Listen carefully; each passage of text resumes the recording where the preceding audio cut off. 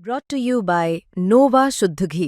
जब जब खाए दिल खुश हो जाए, सदियों का नोवा शुद्ध देसी घी, सपना स्वस्थ भारत का। I love घी। पूरे देश में ये जो घटना हुई है, इस घटना को लेके कमजोर वर्गों में आक्रोश है। सबका ध्यान परिवार की तरफ। आज ऐसी स्थिति है देश में, कमजोर वर्ग का ना राष्ट्रपति सेफ है, ना चीफ जस्टिस सेफ है और ना ही एडीजीपी लेवल का अधिकारी सेफ है। और आज जो घटना हुई, मेरे आने का सबसे बड़ा कारण यह था, कल पंचायत रखी गई परिवार द्वारा।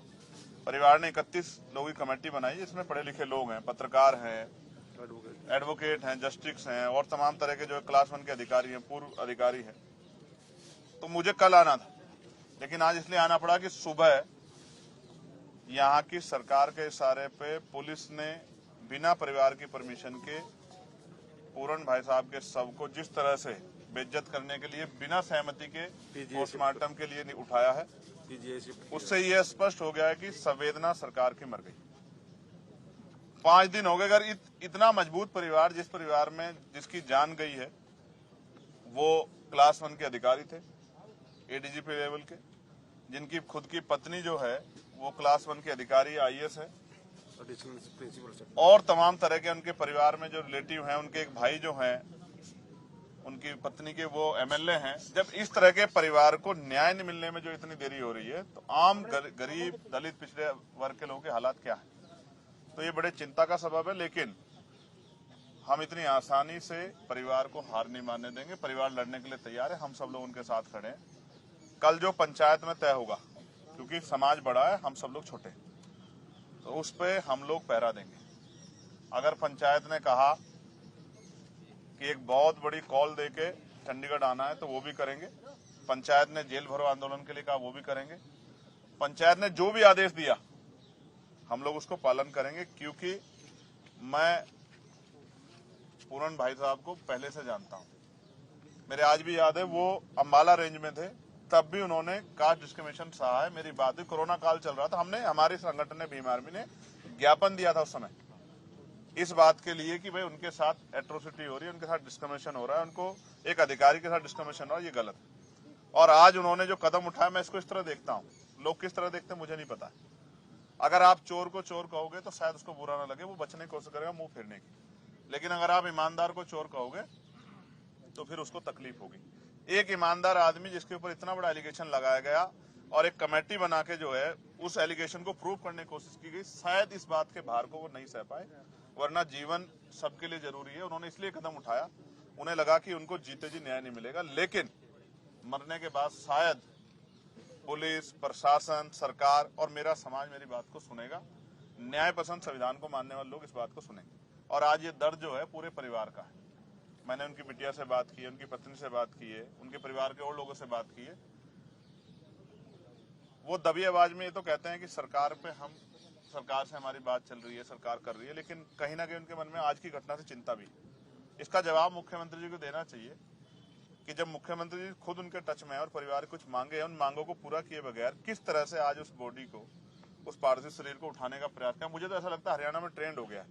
चाहे गोविंद वाल्मीकि का मामला हो, चाहे हिसार में भी एक ऐसा ही विनोद वाल्मीकि का मामला था। 12-12 दिन तक जब तक यहाँ पार्थिव शरीर सड़ नहीं जाते, तब तक यहाँ की सरकारें सुनती नहीं। हम इतने कमजोर लोग नहीं कि 12 दिन हमारे शरीर को सड़ाया जाए। न्यायपालिका इतनी कमजोर नहीं है, संविधान ने शक्ति दी है, हम इस शक्ति का प्रयोग करेंगे। कल जो पंचायत का निर्णय होगा, हम लोग उसको मानेंगे। और अगर पंचायत ने कहा, तो मैं आपको फिर ये कह रहा हूँ, बहुत छोटे शब्दों में कह रहा हूँ, अगर पंचायत ने आदेश किया कि कोई मीटिंग होनी है, कोई रैली, कोई आंदोलन होना है, तो आप देखना कम से कम 10 लाख लोग चंडीगढ़ पहुंचे। बराबर में आपके हरियाणा है, हरियाणा पूरा गुस्से में है।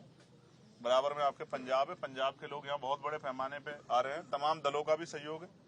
और उत्तर प्रदेश के रास्ते भी हरियाणा के जरिए खुले हुए हैं। चारों तरफ से ये पूरे बेल्ट उत्तर प्रदेश से घिरी हुई है, पूरी जो लेफ्ट हैंड साइड जमुना के पास है। तो हम लोगों में भी चिंता है कि अगर हम अपने इस लेवल के अधिकारी को न्याय नहीं दिला पा रहे हैं, तो आम कमजोर, दलित, गरीब के साथ क्या हो रहा होगा। और ये भी आपसे छिपा हुआ नहीं है। सबसे ज्यादा यही होता है, बड़े पैमाने पे होता है, और सुनवाई भी नहीं होती। यहीं पे सामूहिक बहिष्कार होता है, यहीं पे घरों से निकाला जाता है।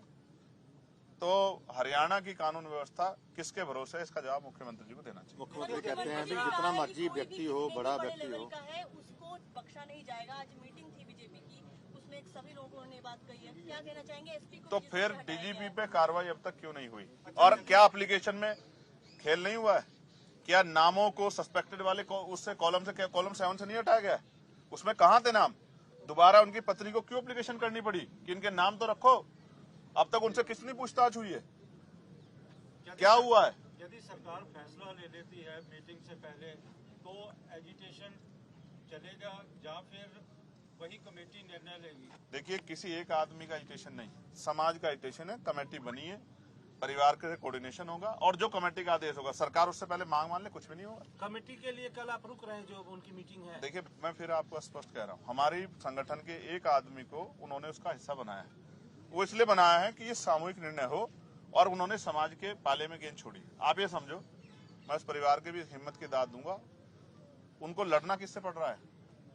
पूरे सिस्टम से लड़ना पड़ रहा है। तो मैं, क्योंकि उन्होंने पे कुछ बचा नहीं खोने के लिए।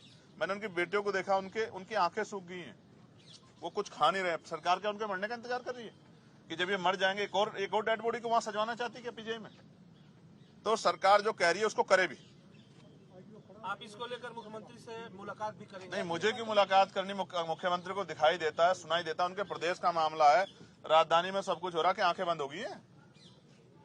तो पूरे देश को दिखाई दे रहा है। आप यहाँ से कश्मीर में फोन करके पूछो, कन्याकुमारी में किसी से पूछो, भाई समाज को, जो सोसाइटी को है, प्रदेश को चलाते हैं एडमिनिस्ट्रेशन के लोग, पुलिस के लोग, उन्हीं से जुड़ा मामला है, तो सबको पता है, बच्चे को पता है। परिवार एक कॉल करते, हम कल दिखा देंगे आपको। लगातार चाहे वो चीफ सेक्रेटरी हो, एडिशनल सेक्रेटरी हो, होम सेक्रेटरी, मिनिस्टर सब आके बैठ के जा रहे हैं, तो क्या बातें हो रही हैं, क्या इस चीज फल नहीं निकल रहा है? देखिए, ये तो आपको परिवार बता सकता है कि वो क्या बात कर रहे हैं। मैं उस मीटिंग का हिस्सा नहीं, लेकिन जो मेरे सामने आया वो ये है कि परिवार की कुछ डिमांड्स हैं और वो डिमांड किसी रुपए पैसे की नहीं है, वो न्याय की।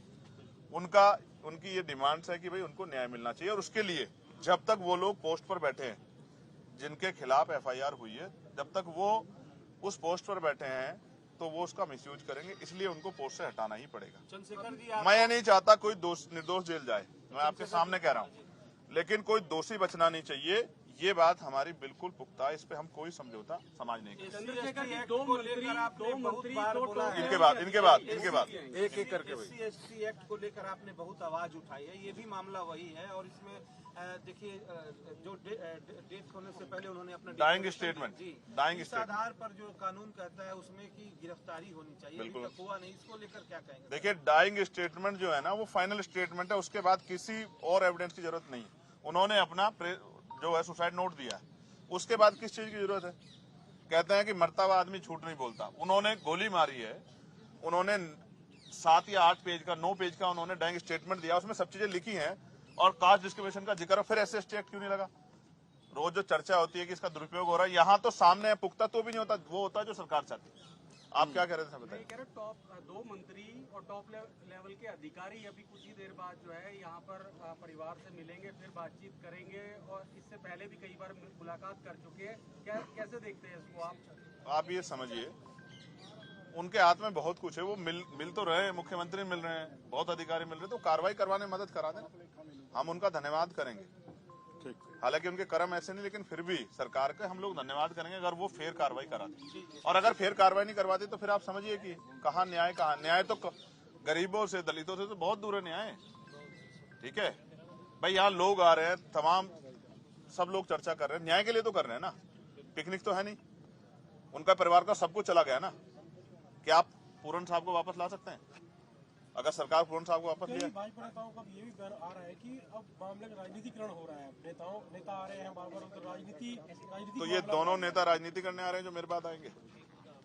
आपने तो भी बताया ना, या पिकनिक मनाने आ रहे हैं? क्यों आ रहे हैं? राजनीति करने। अच्छा, बेटियों से कोई बात हुई है तो बेटियां क्या बोल रही हैं? आपको कुछ बोला होगा उन्होंने? जी, मेरी बात हुई और मैं आपको बहुत जिम्मेदारी से बता रहा हूँ, उनका सब कुछ उजड़ गया है, उनके मुंह से आवाज नहीं निकल रही है। मुझे नहीं पता उन्होंने कब से खाना खाया नहीं खाया है, पानी पिया नहीं पिया है। एक बेटी तो ऐसी जिसने 1 साल से अपने पिता का चेहरा नहीं देखा है, और क्योंकि अभी मोर्चरी में वो वहां तक भी नहीं जा पाए हैं, इससे ज्यादा संवेदनहीनता नहीं हो सकती। अगर सरकार इतने दर्द के बाद भी नहीं सुनना चाहती तो हम लोगों को भी और हमारे लोगों को भी समझना चाहिए कि जो जिंदा रहते न्याय नहीं देते, सम्मान नहीं देते, और जो मरने के बाद भी सम्मान और न्याय नहीं देते, तो वो हमारे कितने हितैषी। ये हमारे लोगों के लिए बहुत बड़ा प्रश्न है। ये उनके सामने एक बहुत बड़ा चैलेंज है, और सोचने समझने की रोटी खाते हैं। अब भी नहीं समझेंगे तो कब समझेंगे? जब एक एडीजीपी लेवल के अधिकारी को, और उनकी जो है, अब जो उनकी पत्नी है, जो आईएएस लेवल के अधिकारी हैं, जिनका पूरा जो है, जो यहाँ थी भी नहीं, जापान थी मुख्यमंत्री के साथ उस समय सरकारी काम से, तो आप समझो जब उनको न्याय नहीं मिल रहा है, तो गांव में जो मोली जैसे गांव में रहने वाले, क्या दलित समाज किसी व्यक्ति को जिसको मारा पीटा जा रहा है, इसके बाद में उसको न्याय मिल सकता है क्या? शर्म आनी चाहिए सरकार। रोहतक के एसपी को हटा दिया गया पद से, लेकिन परिवार की जो मांग थी गिरफ्तारी की, वो नहीं हो पाई। इसका जवाब मुख्यमंत्री से मांगते। आप ऐसा मुझसे ऐसा पूछ रहे जैसे मैं मुख्यमंत्री हूँ और मुझे कार्रवाई करनी है। मैं होता तो घुटनों के बल होते सब।